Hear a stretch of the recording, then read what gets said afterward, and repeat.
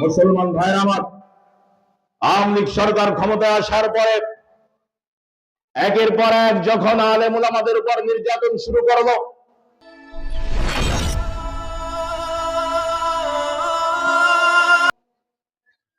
যখন আলেম ওলামাদেরকে গ্রেফতার করতে লাগলো, অন্যায় ভাবে ইসলামী আন্দোলন করার কারণে ইসলামী আন্দোলনের কর্মীদেরকে গ্রেফতার করে জেল জুলুম এবং ফাঁসির মঞ্চে ঝোলাতে লাগলো। বাংলাদেশের মানুষের হৃদয়ের স্পন্দন কোরআনের পাখি আল্লামা সাঈদী রহমাতুল্লাহ আলাইহি আওয়ামী লীগ সরকার শেখ হাসিনা এবং তার গুন্ডা বাহিনীদেরকে উদ্দেশ্য করে বলেছিলেন, আলেম ওলামাদের উপর নির্যাতন করতেছেন, এগুলো বন্ধ করেন, ইসলামকে নিচ্ছিন্ন করার ষড়যন্ত্র বন্ধ করেন। আল্লামা সাঈদী রহমাতুল্লাহ আলাইহি সেদিন বলেছিলেন, শেখ হাসিনা এবং তার গুন্ডা বাহিনীদেরকে উদ্দেশ্য করে লাফালাফি বেশি করবেন না, বাংলার তাওহীদি জনতা আস্তে করে একটু নাড়া দেবে, মামু বাড়ি দিল্লি গিয়ে পড়বেন, ঠিক কিনা জোরে বলে। কিন্তু আওয়ামী লীগ সেদিন সতর্ক হয় নাই। আল্লামা দেলোয়ার হোসেন সাঈদী রহমাতুল্লাহ আলাইহির কথা সেদিন তারা শুনে নাই, যার কারণে বাস্তব পরিণতি সেটাই হয়েছে, দিল্লি যাওয়া লাগছে, বাংলার জমিনে জায়গা হয় না, ঠিক কিনা জোরে বলে। এরপরে আবারও তিনি আওয়ামী লীগ সরকারকে হুঁশিয়ার করেছিলেন, বাড়াবাড়ি বেশি করবেন না, বাড়াবাড়ি বেশি করবেন না, সময় আসবে এমন পালাবার জন্য ইন্দুরের গর্ত খুঁজে পাবেন না। আল্লামা সাঈদী রহমাতুল্লাহ আলাইহি এ কথা বলার পরেও আওয়ামী লীগ সরকার এবং তার গুন্ডা বাহিনীর সতর্ক হয়েছিল না, তারা তাদের জুলুম নির্যাতন বন্ধ করে নাই, যার কারণে পরিস্থিতি এমন হয়েছে বাংলার জমিনে পালাবার জন্য ইন্দুরের গর্ত পায় নাই, ঠিক কিনা জোরে বলে। রাতের আধারে বাংলার জমিন ছেড়ে ইন্ডিয়ায় যাওয়ার চেষ্টা করেছে, পালিয়েছে, ঠিক কিনা বলে। আলেম ওলামাদের কথা প্রত্যাখ্যান করার সুযোগ নাই, আলেম ওলামাদের অবজ্ঞা করার সুযোগ নাই। তার কারণ হলো আলেম ওলামা যা বলে তারা কোরআন হাদিস থেকে বলে, তারা আল্লাহর জমিনে আল্লাহর দ্বীন কায়েম করার জন্য তারা কথা বলে। শত জুলুম নির্যাতনের মধ্যে আল্লামা দেলোয়ার হোসেন সাঈদী রহমাতুল্লাহ আলাইহি বাংলাদেশের তাওহীদি জনতা, যারা বাংলাদেশে ইসলামী আন্দোলন করত, বাংলাদেশ জামাত ইসলামী সহ যারা বাংলার জমিনকে ইসলামী রাষ্ট্রে পরিণত করতে চায়, আল্লামা সাঈদী রহমাতুল্লাহ আলাইহি তাদের উদ্দেশ্য করে বলেছিলেন, ধৈর্য ধরো, মায়ের খাও, জেল খাটো, শহীদ হও, আল্লাহর জমিনে আল্লাহর দ্বীন কায়েম হবে ইনশাআল্লাহ। এই বক্তব্যের পরে আল্লামা সাঈদী রহমাতুল্লাহ আলাইহিকে কারাবন্দী করে রেখেছিলেন জালেম সরকার। মুসলমান ভাইরা আমার, জালেম সরকার আল্লামা সাঈদীর সতর্কবাণী তারা শুনে নাই, তারা পালন করে নাই। কিন্তু আল্লামা সাঈদী রহমাতুল্লাহ আলাইহি আমাদেরকে নসিহত করেছিলেন, ধৈর্য ধরো, ধৈর্য ধরো, মার খাও, জেল কাটো, শহীদ হও, আল্লাহর জমিনে আল্লাহর দ্বীন কায়েম হবে ইনশাআল্লাহ। এদেশের তাওহীদি জনতা, এদেশের মুসলমানেরা, এদেশের আলেম ওলামা ধৈর্য ধরেছে, 15-16 বছর ধৈর্য ধরেছে, মার খেয়েছে, জেল কেটেছে, শহীদ হয়েছে, কিন্তু তারা ইসলাম থেকে দূরে সরে যায় নাই, ইসলামী আন্দোলন থেকে দূরে সরে যায় নাই। ইনশাআল্লাহ আমরা ধৈর্য ধরেছি, আমরা মার খেয়েছি, আমরা জেল কেটেছি, আমাদের নেতাকর্মী শহীদ হয়েছে ইসলামী আন্দোলন করতে গিয়ে, আল্লাহর জমিনে আল্লাহর দ্বীন প্রতিষ্ঠা করার আন্দোলন করতে গিয়ে আমাদের নেতাকর্মীরা শহীদ হয়েছেন, কিন্তু ইসলাম থেকে এক মুহূর্তের জন্য সরে যায় নাই। এবার সময় এসেছে আল্লাহর জমিনে আল্লাহর দ্বীন কায়েম করা, ঠিক কিনা জোরে বলেন। আমরা যদি একতাবদ্ধ হয়ে, ঐক্যবদ্ধ হয়ে সংগ্রাম করে ইসলামী আন্দোলনে ঝাঁপিয়ে পড়ি, ইনশাআল্লাহ বাংলার জমিনে ইসলামী রাষ্ট্র কায়েম হবে ইনশাআল্লাহ। এই প্রস্তুত আছি তো সবাই? আর একটি কথা বলতে চাই, বাংলাদেশের অধিকাংশ মসজিদের ইমাম সাহেবরা 5ই আগস্টের আগে আওয়ামী লীগ সরকারের আমলে নির্যাতিত হয়েছে, ঠিক কিনা জোরে বলেন। কারণ যে সকল ইমামরা তাদের মেম্বারে বসে হক কথা বলতো, তারা তাদের ইমামদেরকে চাকরিচ্যুত করত। তার মূল কারণ ছিল এদেশের প্রত্যেকটা মসজিদ মাদ্রাসার কমিটিতে এই আওয়ামী লীগের গুন্ডা বাহিনী স্থান দখল করে নিয়েছিল। তারা যেমন ভোট ডাকাতি করে ওয়ার্ড মেম্বার থেকে শুরু করে ইউনিয়ন, উপজেলা, জেলা, পার্লামেন্ট পর্যন্ত দখল করেছিল, ঠিক তেমনি ভাবে বাংলাদেশের প্রত্যেকটা মসজিদ মাদ্রাসাতে তারা ক্ষমতার অপব্যবহার করে মসজিদ কমিটিতে তারা স্থান দখল করে নিয়ে তারা প্রত্যেকটা ইমামকে বাকরুদ্ধ করার চেষ্টা করেছিল। 5ই আগস্টের পরে অধিকাংশ পালিয়ে গেছে, ঠিক কিনা জোরে বলেন। তাদেরকে আর খুঁজে পাওয়া যাচ্ছে না। আমরা আজকের এই মাহফিল থেকে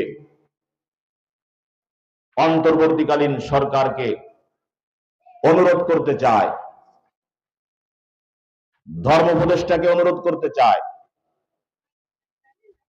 মাধ্যমিক স্কুল, মাদ্রাসা, উচ্চ মাধ্যমিক শিক্ষা প্রতিষ্ঠানে সভাপতির দায়িত্ব ও যোগ্যতা ঘোষণা করা হয়েছে, কমপক্ষে ডিগ্রি পাস হতে হবে। ডিগ্রি পাস না হলে মাধ্যমিক স্কুলের সভাপতি হতে পারবে না। আমরা আজকের মাহফিল থেকে দাবি জানাই, অতি দ্রুত বাংলাদেশের প্রত্যেকটা মসজিদ মাদ্রাসার সভাপতি হতে গেলে অবশ্যই তাকে আলেম হতে হবে, দিনদার হতে হবে, নামাজি হতে হবে, পরহেজগার হতে হবে, এই ঘোষণা দিতে হবে। কারণ মসজিদ মাদ্রাসা সভাপতি, মসজিদ কমিটির দায়িত্বশীলরা যদি আলেম ওলামা না হয়, তারা যদি দিনদার না হয়, তারা যদি পরহেজগার না হয়, মসজিদের ইমামরা নিরাপত্তায় ইমামতি করতে পারবে না। এই জন্য অন্তর্বর্তীকালীন সরকারের প্রতি আমাদের দাবি হচ্ছে যে প্রত্যেকটা মসজিদ মাদ্রাসায় যারা সভাপতির দায়িত্ব নেবে, অবশ্যই তাদের শিক্ষকতা যোগ্যতা হিসাবে তাদের কামিল অথবা দাওরা হাদিস পাস হতে হবে, তাদেরকে আলেম হতে হবে। কারণ একজন মসজিদের ইমাম আলেম, একজন মাদ্রাসার শিক্ষক আলেম। এই আলেমদের তদারকি করার দায়িত্ব যারা হবে, তারা যদি আলেম না হয়, তারা যদি দিনদার না হয়, তারা যদি নামাজি না হয়, ওই সুদখোর, বেনামাজি, ওই গুন্ডা বাহিনীদেরকে যদি মসজিদের কমিটিতে দায়িত্ব দেওয়া হয়, সুরতখোর, বিড়িখোর, গাঁজাখোর, মদখোর, এদেরকে যদি মসজিদ মাদ্রাসার কমিটিতে দেওয়া হয়, এরা ইমামদের সম্মান দিতে পারবে না, এরা মাদ্রাসার শিক্ষকদের সম্মান দিতে জানে না, এরা জানে তাদের সাথে বেয়াদবি করতে, এরা জানে ইমাম মাদ্রাসার শিক্ষকদেরকে হয়রানি করতে, ঠিক কিনা জোরে বলে। এই জন্য আপনারা যারা মুসল্লি আছেন, আপনাদের সতর্ক থাকতে হবে, কোনোভাবে কোন মসজিদ মাদ্রাসার কমিটিতে কোন সুদখোর যেন স্থান না পায়, কোন মদখোর যেন স্থান না পায়, কোন ফাসেক যেন স্থান না পায়, কোন বেনামাজি যেন স্থান না পায়। কারণ যে ব্যক্তি নামাজ পড়ে না, যে ব্যক্তি নামাজ পড়ে না, যে ব্যক্তি রোজা রাখে না, যে ব্যক্তি ইসলাম মানে না, যে ব্যক্তি অন্যায় অবিচারের সাথে জড়িত, যে ব্যক্তি সুদ খায়, যে ব্যক্তি হারাম কাজের সাথে জড়িত, ওই ব্যক্তির মসজিদ মাদ্রাসা সভাপতি হওয়ার কোনো প্রয়োজন নাই, কোনো প্রয়োজন না, ঠিক কিনা জোরে বলে? এরকম ব্যক্তিকে যদি মসজিদ মাদ্রাসা সভাপতির দায়িত্ব দেওয়া হয়, তাহলে বুঝতে হবে এই মসজিদ মাদ্রাসা থেকে ইসলাম প্রতিষ্ঠা করা সম্ভব হবে না। এই জন্য মসজিদ হচ্ছে আল্লাহর ঘর। মসজিদ কার ঘর? আর আল্লাহর ঘরের ইমাম যিনি, আমাদের সবার শ্রদ্ধার পাত্র তিনি, ঠিক কিনা জোরে বলেন? মসজিদের ইমাম তিনি হচ্ছে আল্লাহর ঘরের খাদেম। তার সাথে কথা বলার সময় আমাদেরকে হিসাব করে বলা দরকার, ভদ্রতা বজায় রেখে বলা দরকার। যারা আলেম উলামাদের সম্মান দিতে জানে না, যারা আলেম উলামাদের কদর বোঝে না, যাদের মধ্যে কোরআন সুন্নাহর জ্ঞান নাই, যাদের মধ্যে দ্বীনদারিতা নাই, জীবনের 30 বছর 40 বছর 50 বছর বয়স পার হয়ে গেছে, এখনো মুখে নবীর সুন্নাত দাড়ি রাখতে পারে নাই, এরকম দাড়িবিহীন বেনামাজি ফাসেক ব্যক্তিদেরকে কোন মসজিদ মাদ্রাসার কমিটিতে রাখা যাবে না, ঠিক কিনা জোরে বলে? যদি তাদেরকে রাখা হয়, তাহলে আওয়ামী লীগ সরকারের আমলে যেরকম ভাবে আলেম ওলামা অপদস্থ হয়েছে, মসজিদের ইমামরা অপদস্থ হয়েছে, মাদ্রাসার শিক্ষকরা লাঞ্ছিত হয়েছে, ওই রকম ব্যক্তিদেরকে আবারও যদি মসজিদ মাদ্রাসা পরিচালনার দায়িত্ব দেওয়া হয়, একই পরিণতি হবে, ঠিক কিনা জোরে বলেন? আমরা ওই রকম পরিণতি, ওই ধরনের কাজের পুনরাবৃত্তি বাংলার জমিনে আর হতে দিতে চাই না, ঠিক কিনা জোরে বলেন? আপনারা রাজি আছেন তো? ইনশাআল্লাহ। আমাদেরকে সতর্ক থাকতে হবে, সজাগ থাকতে হবে। কোনোভাবে কোন বেনামাজি, কোন ফাসিক, কোন গুনাহগার, কোন পাপাচার, কোন দাবিদার, কোন জিনাকারী, কোন সুদখোর যেন মসজিদ মাদ্রাসার কমিটিতে স্থান দখল করে নিয়ে ইমামদেরকে লাঞ্ছিত করতে না পারে, মাদ্রাসার কমিটিতে স্থান দখল করে নিয়ে আলেমদেরকে লাঞ্ছিত করতে না পারে, শিক্ষকদেরকে অপদস্থ করতে না পারে। এই জন্য আমাদেরকে সকলকে প্রচেষ্টা চালাতে হবে, সংগ্রাম করতে হবে, ঐক্যবদ্ধ থাকতে হবে। মুসলমান ভাইয়ের আমার, পবিত্র কালামে পাকের অসংখ্য আয়াত থেকে একটি আয়াত তেলাওয়াত করেছি। যদি একজন মানুষকে প্রকৃত মুসলমান হতে হয়, একজন মানুষকে যদি আদর্শ মানুষ হতে হয়, যদি দিনদার হতে হয়, পরহেজগার মুত্তাকি হিসেবে গড়ে তুলতে হয়, তাহলে সর্বপ্রথম হচ্ছে তার মধ্যে আল্লাহর ভয় ঢুকাতে হবে। কি ঢুকাতে হবে?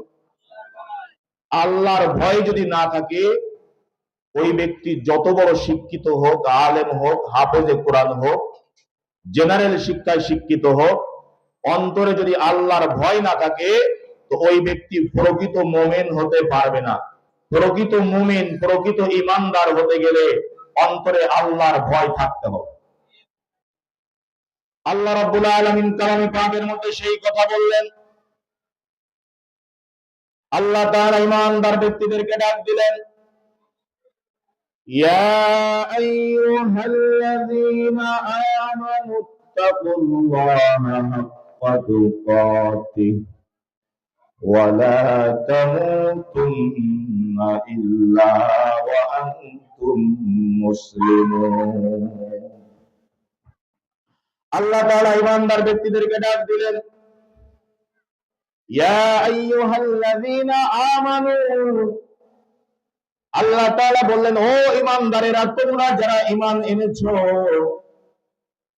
আমানুত্তাকুল্লাহ।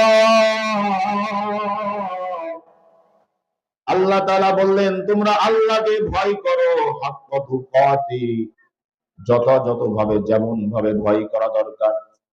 আল্লাহ তাআলা ঈমানদার ব্যক্তিদেরকে ডাক দিলেন আর বললেন, ও ঈমানদারেরা, তোমরা যারা ঈমান এনেছো, তোমরা যারা ঈমান এনেছো, তোমরা আল্লাহকে ভয় করো, যেমন ভাবে ভয় করা দরকার, যেমনি ভাবে ভয় করা দরকার, যথাযথভাবে আল্লাহকে ভয় করো।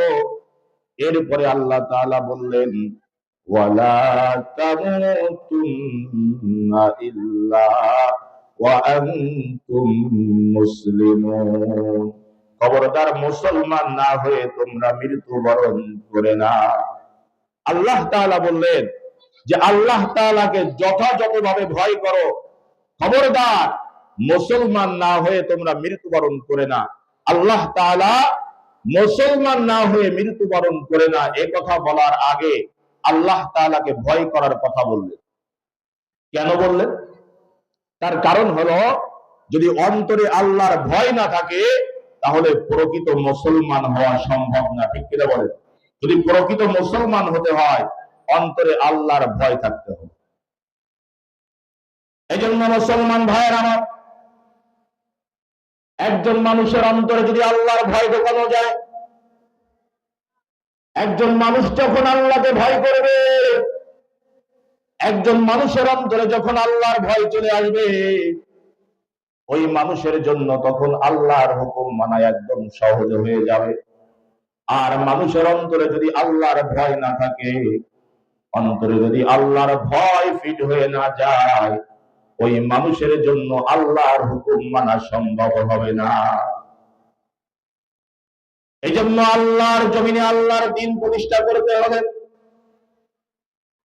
নিজের জন্ম থেকে নিয়ে মৃত্যু পর্যন্ত ব্যক্তি জীবন, পারিবারিক, রাজনৈতিক, সামাজিক, অর্থনৈতিক সকল ক্ষেত্রে যদি আল্লাহর হুকুম, নবীর সুন্নাত মেনে চলতে হয়, তাহলে অন্তরে আল্লাহর ভয় ঢোকাতে হবে।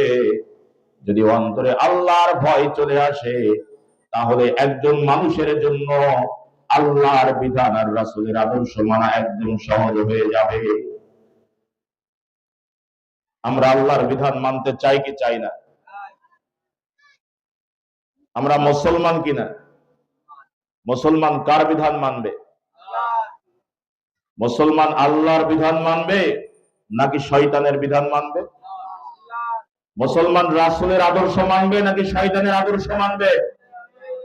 মুসলমান যে হবে আল্লাহর বিধান সে মানবে, মুসলমান যে হবে রাসূলের আদর্শ সে মানবে। ঠিক কিনা জোরে বলেন?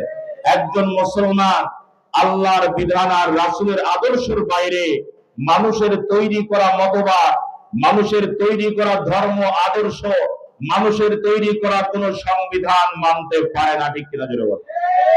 হাদিস শরীফের মধ্যে আসছে, মান তাশাব্বাহা বিকওমিন ফাহুয়া মিনহুম, যে ব্যক্তি যেই জাতির অনুকরণ করবে, অনুসরণ করবে, ওই ব্যক্তি ওই দলের লোক, ওই জাতির লোক। যে ব্যক্তি যে জাতির অনুসরণ করবে, যে ব্যক্তি যে জাতির অনুকরণ করবে, সেই ব্যক্তি ওই জাতির লোক, ওই দলের লোক। এখন আপনি একজন মুসলিম পরিচয় দিলেন, কিন্তু আপনি অনুকরণ করেন অমুসলিমদের সংস্কৃতি, ইহুদি খ্রিস্টানদের সংস্কৃতি, তাহলে বুঝতে হবে আপনি প্রকৃত মুসলমান হতে পারেন নাই। আপনি যাদের সংস্কৃতি মানতেছেন, যাদের ধর্ম মানতেছেন, আপনি তাদের দলের লোক। ঠিক কিনা?